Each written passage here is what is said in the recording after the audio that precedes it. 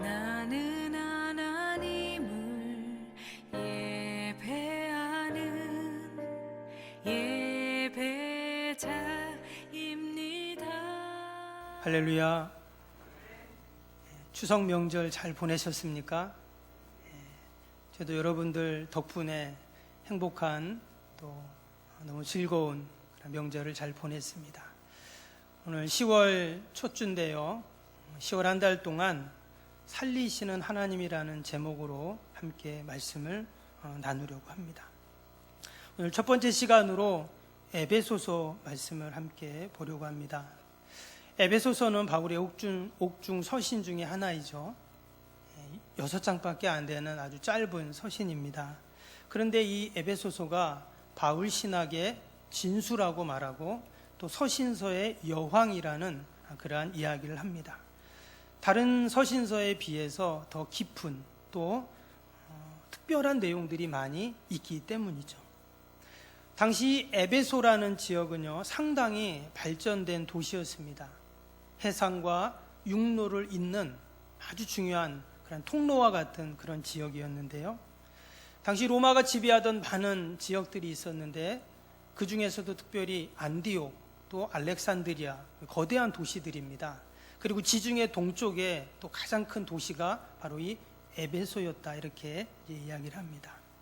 이 에베소는 아주 특별한 것이 하나 있는데요. 그 도시 한 가운데 신전이 있었습니다. 성경에도 나오는데 아데미 신전이라는 그런 신전이 있는데 이 신전이 얼마나 큰지 여러분 그리스에 가면 파르테논 신전이라고 있잖아요. 뭐 화면에 보면 이렇게 기둥 같은 거 많이 있는 그 신전, 대표적인 신전인데 어마어마하죠. 근데 이 에베소에 있는 아데미 신전은 그보다 4배는 더 큰 신전이었다고 합니다. 그러니까 이제 고대 사회에 어마어마한 그러한 건축물이었죠. 여러분 이러한 지역에 복음이 들어가고 교회가 세워진 것입니다. 여러분 여기서 신앙생활 한다는 게 쉬울까요? 결코 쉽지 않았을 것입니다.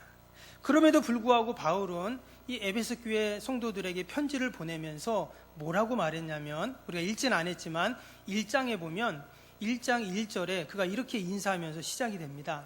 하나님의 뜻으로 말미암아 그리스도 예수의 사도된 바울은 에베소에 있는 성도들과 그리스도 예수 안에 있는 신실한 자들에게 편지하노니. 여기에 보면 에베소 교회에 신실한 자들이 있었다, 이렇게 지금 기록을 하고 있습니다. 그 어려움 가운데서도 복음과 진리를 지키고 수호하고 전파하고 또 주님의 몸된 교회를 사랑하고 교회를 세워가던 신실한 자들이 있었다 하는 것입니다. 여러분 이 땅의 모든 교회에는 신실한 자들이 있는 줄로 믿습니다. 그 교회가 뭐 수만 명 모이는 거대한 교회이든 아니면 상가에 조금 10명 모이는 작은 교회이든 뭐 상관없이 이 땅의 모든 교회에는요 신실한 자들이 있습니다.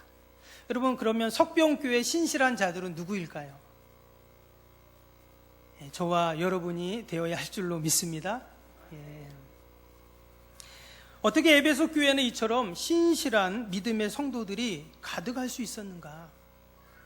여러분 우리의 신앙과 믿음은 하나님을 알아갈 때 더욱더 견고해지고 신실해집니다. 세상의 모든 종교는 자신들이 믿는 신을 알아가죠.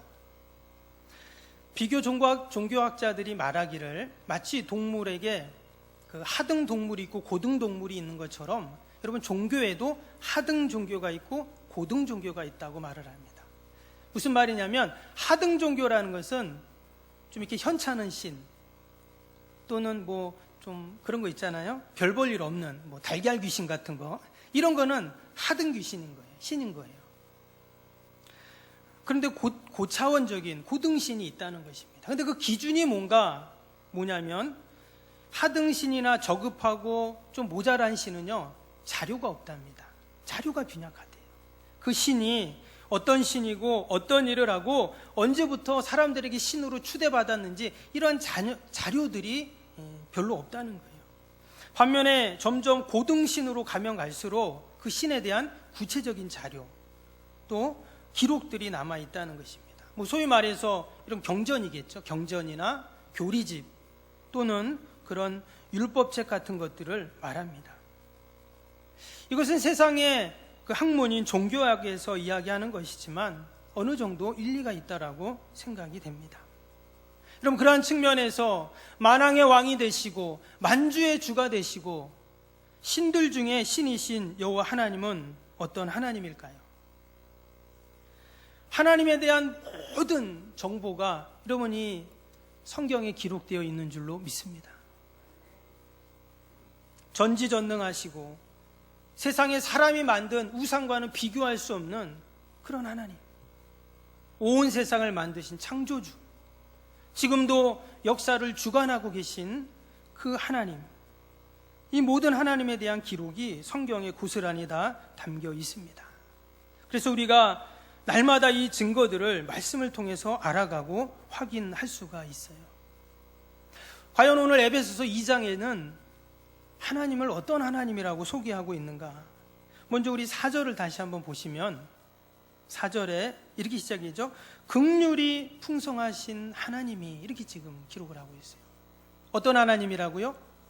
긍휼이 풍성하신 하나님, 이렇게 말합니다. 밑에 7절에도 비슷한 말씀이 나오는데요, 그 은혜의 지극히 풍성함을, 이라는 말이 나왔어요. 하나님은 어떤 하나님이시냐면 긍휼이 풍성하신 그러한 하나님이십니다. 그래서 사도 바울은 1장에서부터 계속 무슨 얘기를 하냐면 그 긍휼이 풍성하신 하나님이 얼마나 귀하고 소중하고 또 풍성했는지, 지금 그는 감옥에 있거든요. 감옥에서 에베소 교인들에게 쓰는 편지이잖아요. 근데 감옥에 있으면서도 그는 여전히 그 하나님이 베푸시는 은혜를 이야기하고 그거에 감격하고 또 기뻐하고 즐거워하고 그 은혜의 능력을 누리고 있다라는 것입니다. 근데 여러분, 그 긍휼이 풍성하신 하나님이 베푸시는 그 은혜와 긍휼이 어디를 통해서 나오냐? 1장 마지막 절에 보면은요, 23절인데요 1장 마지막 절에 이렇게 말하죠. 교회는 그의 몸이니 만물 안에서 만물을 충만케 하시는 이의 충만함이니라. 할렐루야. 긍휼이 풍성하신 하나님이 그 긍휼을 어디서 베푸시냐면 교회를 통해서 그렇게 베풀어 주시겠다고 약속합니다. 주님의 몸된 교회를 통해서 성도 한 사람 한 사람을 소중한 지체로 삼아주시고, 그래서 주님의 교회를 세워갈 뿐만 아니라 이 교회를 통해서 그 은혜를 계속 세상으로 흘려보낸다라는 것입니다. 여러분, 때문에 교회는 어떤 곳입니까? 교회는 소중한 곳이죠. 교회는 너무나 좋은 곳이고 없어서는 안 되는 곳이고 세상의 어떤 단체와 또 모임과 비교할 수 없는 곳이 바로 교회입니다. 예, 긍휼이 풍성하신 하나님이 교회를 통해서 그 은혜와 긍휼을 부어주시기 때문이에요. 창세전부터 온 세상 만물을 충만케 하고자 하셨던 그 하나님의 은혜에 대한 계획은 지금도 여전히 교회를 통해서 계속 이어지고 있는 줄로 믿습니다. 오늘 2장에서는 그 긍휼이 풍성하신 하나님이 베푸시는 은혜가 뭔지를 구체적으로 소개를 합니다. 오늘 1절을 봅니다. 오늘 2장 1절에 이렇게 시작이 됐죠. 그는 허물과 죄로 죽었던 너희를 살리셨도다. 밑에 5절도 봅니다. 허물로 죽은 우리를 그리스도와 함께 살리셨고 너희는 은혜로 구원을 받은 것이라. 여기 보면 하나님이 너희를 살리셨다, 우리를 그리스도와 함께 살리셨다라는 말씀이 나옵니다. 여러분, 긍휼이 풍성하신 하나님은 어떤 하나님이신가? 살리시는 하나님이세요. 하나님은 결코 우리를 죽이거나 파하시거나 없애시는 하나님이 아니라 늘 살리고 늘 세우시고 온전케 하시는 하나님이신 줄로 믿습니다. 근데 여기서 살렸다는 말은요, 이미 이전에 죽었음을 전제하는 말이죠. 살아있는데 또 살릴 필요가 없잖아요. 그러니까 이전에 우리는 뭔가에 의해서 다 죽은 자들입니다. 여기서 말하는 죽음이라는 것은 생물학적인 생명의 죽었음을 말하는 것이 아니라 하나님과의 영적인 단절, 영적인 죽음을 이야기하고 있습니다. 하나님이 인간을 만드실 때 동물과 다르게 만드셨죠? 다 만든 다음에 어떻게 하셨나요? 그 코에 생기를 불어 넣으셨어요. 그래서 그 생기가 우리 안에 들어가 이제 그 생기를 르하르라고 말을 하는데요. 이것은 성경에 여러 가지로 이제 좀 번역이 됐어요. 호흡 또는 숨 또는 바람 여러 가지로 이제 해석이 되는데 가장 많은 단어가 뭐냐면 하나님의 영입니다. 하나님이 인간을 만드실 때 인간 안에 하나님의 영을 불어 넣으셨다는 거예요. 그래서 그 하나님의 영을 불어 넣으셔서 오직 하나님과 인간만이 교제를 할 수가 있어요. 영이신 하나님과 우리 안에 있는 르하가 만날 때 참된 교제가 되는 것이죠. 영적인 교제. 그래서 인간을 향해서 창세기 2장 7절에 보면 생명이 되었다 이런 표현을 썼습니다. 말 그대로 영적인 생명을 가진 존재가 되었다라는 말입니다. 그런데 첫사람인 아담과 하와가 어떻게 했습니까? 죄를 범하죠. 그래서 창세기 3장에 보면 죄가 그들 안에 들어가는 순간 하나님과의 관계가 단절이 되어버립니다. 성경에서는 이것을 가르쳐서 영적으로 잠을 잔다, 영적으로 죽었다 이렇게 설명을 하고 있습니다. 때문에 인간은 죄로 인해서 죽었다는 사실을 깨달을 때, 그 영적인 죽음에 대한 철저한 인식이 있을 때 생명 되신 예수님을 찾고자 하는 갈망이 생기게 됩니다.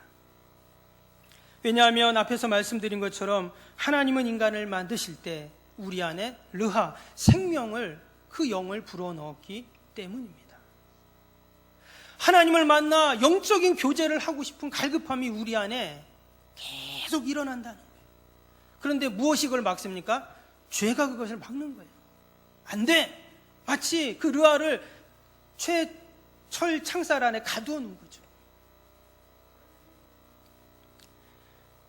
그런데 그런 죄와 허물의 철 창창 속에 있었던 그 르하가 어떻게 해요? 자유함을 얻게 되었다는 것입니다. 할렐루야.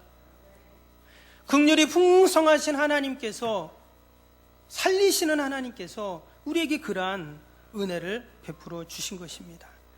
그래서 이제 우리는 늘 영적인 풍요로움, 영적인 풍성함을 누릴 수 있는 하나님의 자녀, 백성이 되었는 줄로 믿습니다. 2절에 보시면 이전에 세상 권력과 세상의 가치관을 따르던 자의 모습입니다. 그때 너희는 그 가운데에서 행하여 이 세상 풍조를 따르고 공중 권세 잡은 자를 따랐으니 곧 지금 불순종의 아들들 가운데 역사하는 영이라.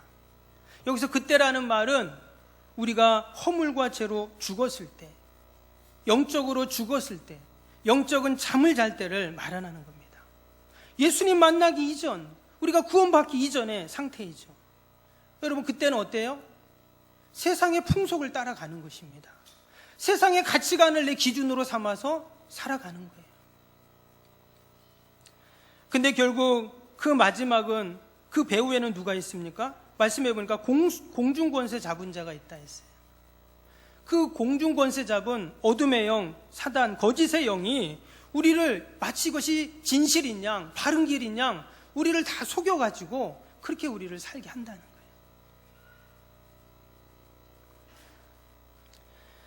여러분, 세상 풍조를 따라가게 되면 결국 어떻게 됩니까? 이어지는 3절 보겠습니다. 전에는 우리도 다 그 가운데 우리의 육체의 욕심을 따라 지내며 육체와 마음이 원하는 것을 하여 다른 이들과 같이 본질상 진노의 자녀이었더니, 하나님과의 교제가 단절이 되어버리고 또 영적인 죽음의 상태가 이르게 되면 세상을 쫓아 사는 것은 말할 것도 없고 어떻게 된다 그랬어요? 하나님의 진노를 피할 수가 없다고 말합니다. 그런데 오늘 1절 말씀에 그러한 우리의 죄와 허물을 어떻게 해요? 다 파하시고 다시금 우리를 살리셨다라고 말씀하고 계십니다. 그 풍성한 은혜를 우리에게 베풀어 주시어서 이제는 우리가 하나님과 교제할 수 있는 그런 영적인 풍성함을 누릴 수 있는 그러한 복을 우리에게 주셨는 줄로 믿습니다. 그래서 하나님의 살림은 우리의 삶을 날마다 복되게 하고 풍성케 하십니다. 마치 우리 가정의 어머니들이 가정에서 살림을 하잖아요. 그 같은 단어입니다. 그 살림이에요. 가정을 살리는 일이 살림이죠. 남편을 살리고 자녀를 살리고 집안과 가문을 살리는 그 살림. 마치 하나님께서, 천부 하나님께서 하나님의 자녀인 우리를 그렇게 살리셔서 우리가 늘 그 풍성함을 누리게 만들어 주셨다는 것입니다. 저와 여러분은 죄와 허물에서 영원히 하나님의 진노를 면할 수가 없는 자들이었지만, 이제는 우리가 다 하나님과 교제할 수 있는, 하늘의 영적인 풍요로움을 늘 누릴 수 있는 그러한 살림을 받은 자들인 줄로 믿습니다. 이제 우리가 살아나서 살림받은 우리가 이제는 무엇을 해야 할까요? 오늘 함께 읽었던 마지막 10절 말씀을 보겠습니다. 10절에 보면, 우리는 그가 만드신 바라 그리스도 예수 안에서 선한 일을 위하여 지으심을 받은 자니 이 일은 하나님이 전에 예비하사 우리로 그 가운데서 행하게 하려 하심이니라. 여기 보면 먼저 우리는 그가 만드신 바다, 이렇게 말씀을 하고 있습니다. 여기서 만드셨다는 말은 포이에마라는 단어로 되어 있는데요, 우리가 영어의 시를 포임이라고 하잖아요. 가장 아름다운 글, 그 시인데, 마치 하나님께서 우리를 만드실 때 그냥 만든 것이 아니라 가장 시처럼 아름답고 또 걸작품으로 우리를 만드셨다는 그러한 말씀입니다. 하나님이 어쩌다가 나를 만들어 놓은 것이 아니라 우리를 최고의 작품으로, 가장 멋진 그러한 작품으로 우리를 만드셨다는 거예요. 여러분, 우리가 가만히 생각해 보면 내가 지금 살아간다는 것이 여러분 기적이고 은혜인 줄로 믿습니다. 전 세계 77억의 인구가 있다고 하는데 여러분, 똑같은 사람이 있습니까? 한 사람도 없죠. 여러분, 쌍둥이도 비슷해 보이지만 다릅니다. 성격도 다르고 얼굴도 달라요. 다. 창조 이래 지금까지 오고 간 수백억의 사람들이 있습니다. 또 앞으로도 태어날 수많은 인류가 있는데 여러분, 나는 어때요? 나는 이 세상의 유일한 한 사람이죠. 유일한 작품이다라는 것입니다. 예전에 박물관에 있던 고흐의 작품, 피카소의 작품이 없어져서 세계 미술계가 발칵 뒤집힌 적이 있었습니다. 왜냐? 그들의 작품은 어때요? 하나에 수십억, 아니 수백억이 되는 그러한 작품들이죠. 이처럼 누가 만들었냐에 따라서 그 가치가 결정이 됩니다. 여러분, 하나님이 우리를 만드셨습니다. 만왕의 왕이 되시고 만주가 주가 되시고 신들 중에 신이 되신 전지전능하신 그 하나님이 나를 만드셨다면 여러분, 우리의 가치는 세상의 것과는 비교할 수 없는 줄로 믿습니다. 그런데 사람들은 자기 자신에 대해서 사실 만족을 못합니다. 어떤 설문기관에서 조사를 했는데요, 사람들에게 물어봤대요. 당신은 당신의 외모에 대해서 얼마나 만족하십니까? 그랬더니 19%가 만족한다 그러고 나머지는 다 만족 안 한다 했대요. 그러면 만약에 좀 고칠 수 있다면 좀 고치겠습니까? 이렇게 물어봤더니 남자들은 94%가 고치겠다, 여자들은 99%가 돈만 있으면 고치겠다, 이렇게 말을 했대요. 여러분도 그렇습니까? 아멘 하시네. 여러분, 우리는 하나님이 만드신 걸작품인 줄로 믿습니다. 나를 만드신 분이 하나님이다라고 우리는 생각할 때 우린 너무나 귀하고 존귀한 존재가 되는 것이죠. 여러분, 머리에서 우리의 발끝까지, 뱃속의 내장들도 마찬가지입니다. 여러분, 신비하지 않은 것이 하나도 없죠. 제가 책에 보니까 우리 심장이 태어날 때부터 죽을 때까지 뛰잖아요. 그런데 이 심장이 1분 동안 펌프질을 하고 뛸 때 4리터 정도의 피의 양을 그렇게 옮긴다고 합니다. 이것은 양동이로 2분의 1 분량인데 1시간에 30통, 그리고 하루에는 720통의 양동이의 피를 갖다 계속 실어 나르는 거예요. 너무나도 신비하고 놀랍죠. 또 우리의 신경도 마찬가지입니다. 여러분, 옆에 사람이 나를 한번 꼬집으면 어때요? 한번 꼬집어 보세요. 꼬집으면 없습니까? 꼬집는 순간 그러잖아요. 예. 그 신경 신호가 얼마나 빠른지 1초에 120m를 전달한다고 합니다. 시간당 432km를 우리 몸속에서 그 신경이 계속 전달을 하고 있다는 거죠. 여러분, 우리 코로 냄새를 맡잖아요. 몇 가지의 냄새를 맡을까요? 10,000가지 이상을 냄새를 맡을 수 있다고 하고 구별할 수 있다고 합니다. 여러분, 우리 육체만 보아도 이처럼 하나님이 만드신 걸작품인데, 하나님이 이걸 육체만 만든 것이 아니라 어떻게 하셨어요? 아까 말씀드린 것처럼 우리 안에 영혼을 불어넣으셨다는 거예요. 생기를 불어넣으셨어요. 그 영은 어떻습니까? 우리가 기억하게 하고 판단하게 하고 느끼게 하고 희생하게 하고 또 행복을 느끼고 꿈을 꾸고 미래를 계획하고 결단하고 인내하고, 이 모든 것들을 오직 하나님은 인간만이 할 수 있도록 만들어 놓으셨다는 것입니다. 그리고 더 나아가서는 하나님과 교제할 수 있는 그런 자로 우리는 하나님이 만들어 주셨습니다. 때문에 저와 여러분은 이 세상의 가장 최고의 여러분 걸작품인 줄로 믿습니다.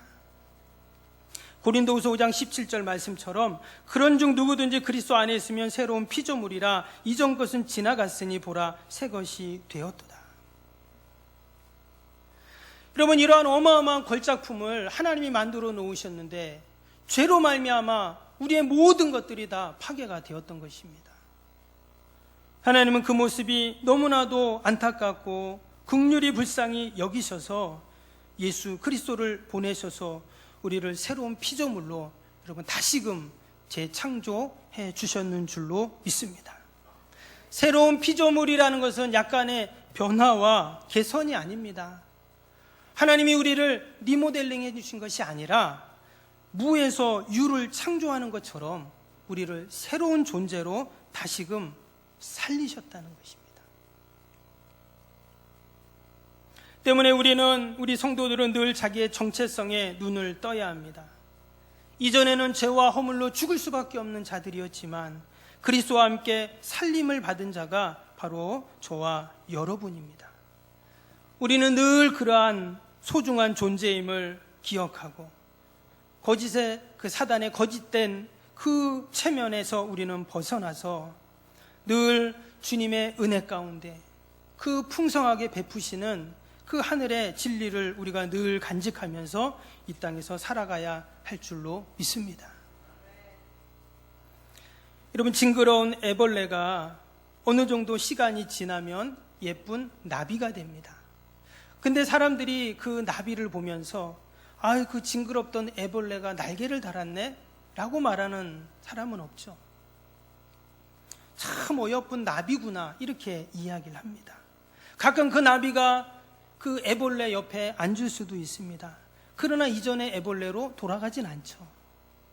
이미 그 애벌레의 때는 다 지나고 예쁜 나비가 되었듯이 하나님께서는 저와 여러분을 다시금 살리셨습니다.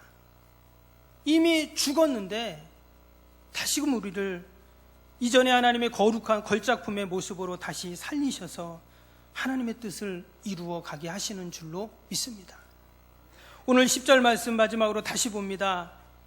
이어지는 말씀에 보니까 우리는 그가 만드신 바라 그리스도 예수 안에서 선한 일을 위하여 지으심을 받은 자니 이 일이 하나님이 전에 예비하사 우리로 그 가운데 행하게 하려 하심이라.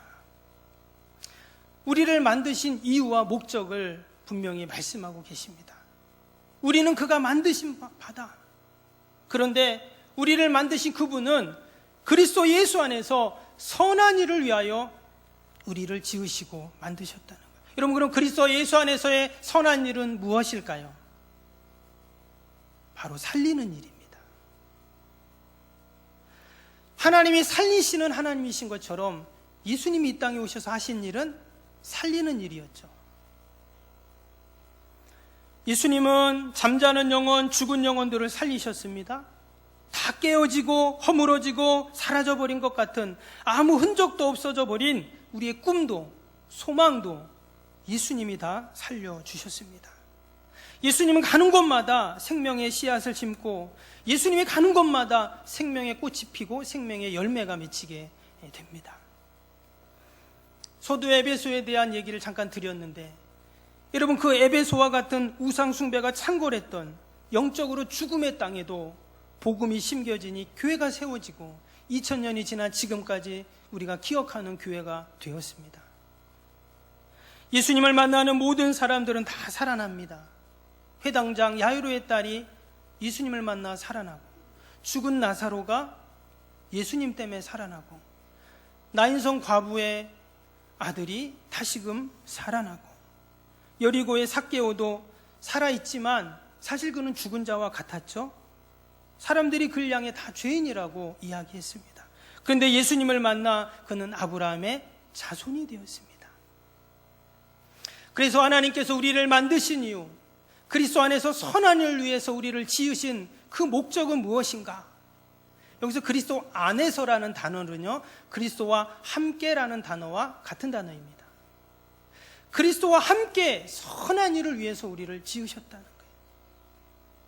저와 여러분 늘 주님과 동행하며 이 땅에서 선한 일을 도모하는 저와 여러분이 될 수 있기를 바랍니다. 늘 살리는 일에 우리가 마음을 모으고 세우고 온전케 하는 일에 여러분 우리가 지음받음을 잊지 않고 늘 하나님의 그 풍성한 긍휼을 이미 내가 누리고 있지만 세상을 향해서 이웃을 향해서 나누어 주는 저와 여러분이 되시기를 주님의 이름으로 축복합니다. 기도하겠습니다. 사랑과 은혜